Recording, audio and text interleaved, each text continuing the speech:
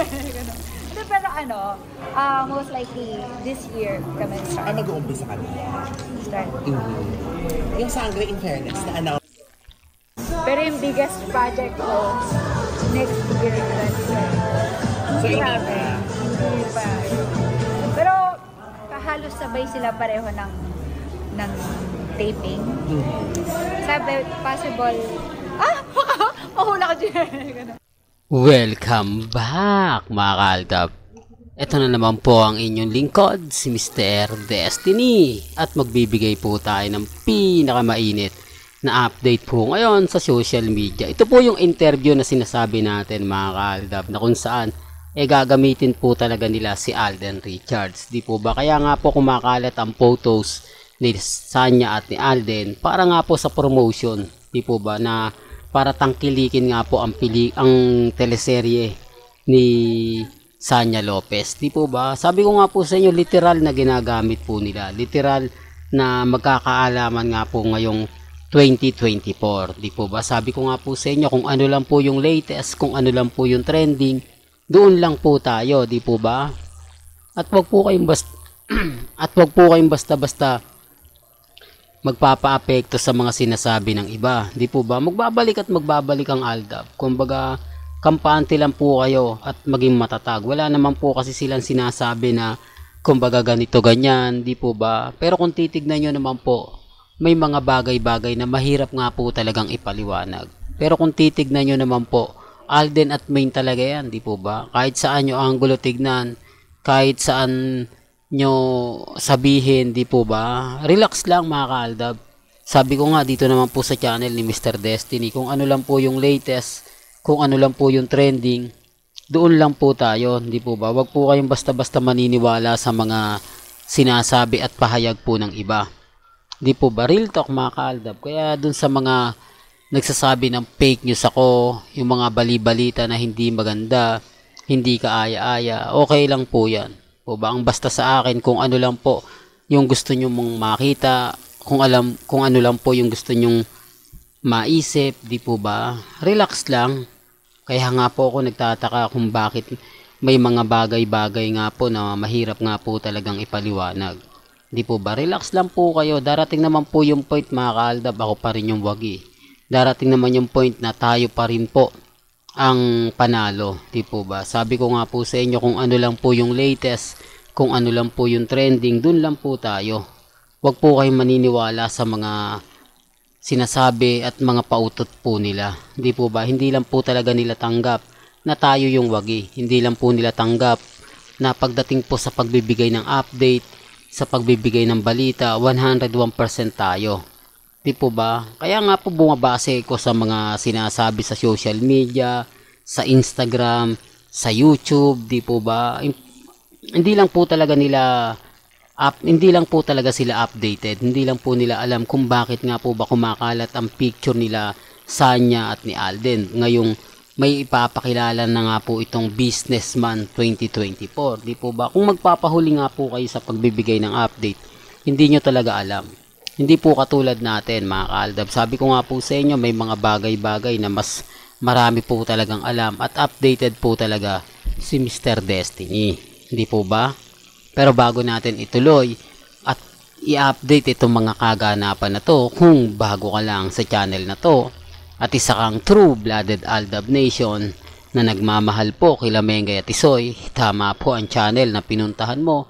Kaya consider na po kitang bagong subscriber at wag mong kalimutang i-share ang mga video po natin sa mga mami, sa mga titas at sa mga senyor. Remind ko lang po, ulitin ko lang.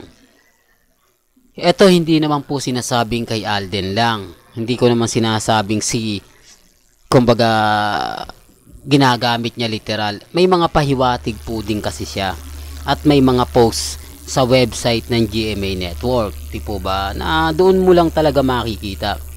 Pero wala naman pong sinasabi mismo galing kay Sanya Lopez. Di po ba? Halatang practical lang po sila.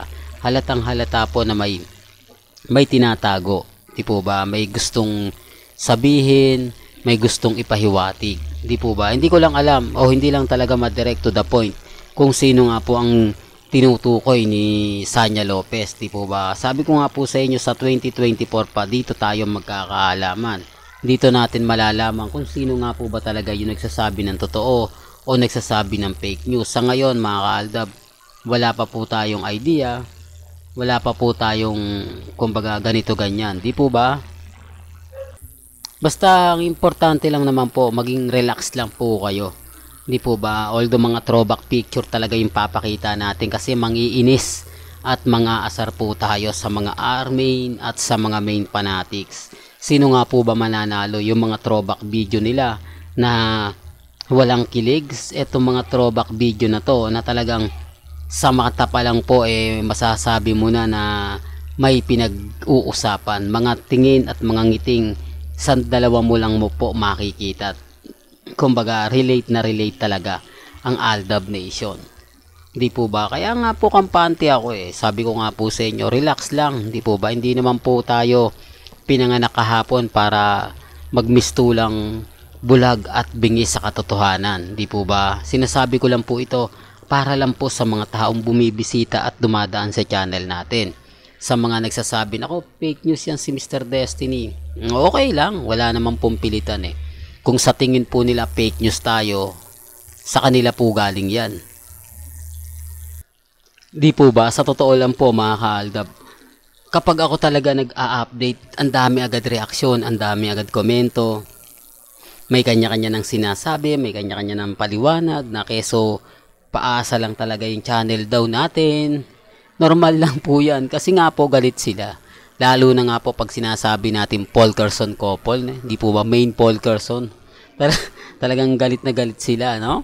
Samantalang si Mengay, hinahayaan lang tayo, okay lang yung mga ganyan, di po ba? Hindi naman tayo, ang kaganda naman po nito, yung mga post ni Mengay at yung mga post ni Alden, kapansin-pansin naman po ninyo na relate nga po talaga sa kasuotan nga po ng dalawa. Pansin nyo yung kulay, pansin nyo yung mga ganap. Sa bagay mga kaaldab, sabi ko nga po sa inyo, may kanya-kanya tayong opinyon, may kanya-kanya tayong pananaw. Ang sa akin lang po, kung ano lang po yung latest, kung ano lang po yung trending, doon lang po tayo. Huwag po kayo maniniwala sa mga sinasabi at pahayag po ng mga ilang netizen. Ang sa akin, maging matatag, maging kampante, doon lang. Di po ba? Although sinasabi ng iba, puro ka Mr. Paasa. Lahat ng update mo, fake news. Wala namang pong fake news sa sinasabi natin, di po ba? Unang-una, ulitin lang po natin, si Sanya maingay nga po at talagang pinag-uusapan. Tapos yung mga post ng GMA website, di po ba, kasama si Barbie Fortesa at yung partner niya at si Alden Richards at si Sanya, di po ba? Bakit nila pinopost yun? Bakit paulit-ulit? Tapos sasabihin nila walang connect. Pwede mo po bang i-post yun ng walang connect? Pwede ka bang maglagay lang ng picture na sasabihin mo, ito yung mga ano namin, ito yung mga ganito namin. Anong ibig sabihin? Di po ba? Kasi nga po may bagong project si Sanya Lopez. Kailangan niya maging mabango, kailangan niyang pag-uusapan na habang hindi pa pinalalabas dahil gusto niya maging kaaya-ayan. Di po ba? Ganun naman po, di po ba? Sabi nga po ni Ogie Diaz, kung gusto mong sumikat, kung gusto mong pagpiestahan, abay dumikit ka sa mga sikat. At effective nga po, hindi po ba? Kaya nga po kung ano man po yung mga sinasabi nila, paliwanag nila, relax lang. Hindi po ba darating naman po yung point mga kaaldab? Tayo naman po ang magsasabing panalo, hindi po ba? Ngayon kay Mengay at kay Alden, dito na lang tayo, di po ba? Couple shirt nga po di po ba? Couple shoes. Couple talaga, di po ba? Pansin niyo po ba yung mga kasuotan ni Alden at ni Mengay sa EAT? Kayo na po bahala mag-react doon, di po ba? Ang sa akin lang, sa mga gusto niyo po ng update, sa mga nangyayari ngayon sa Instagram, sa Twitter, sa Facebook, relax lang. Kasi alam naman po natin na guilty sila Alam po natin na inggit po sila. Tayo, ang daming update, ang daming ganap, samantalang ang army nag-aantay ng patak ng ulan. Di po ba? Well, totoo naman po kaya lang syempre nasasaktan po sila sa mga sinasabi natin. Well, hanggang dito na lang po yung updates natin mga kaaldab.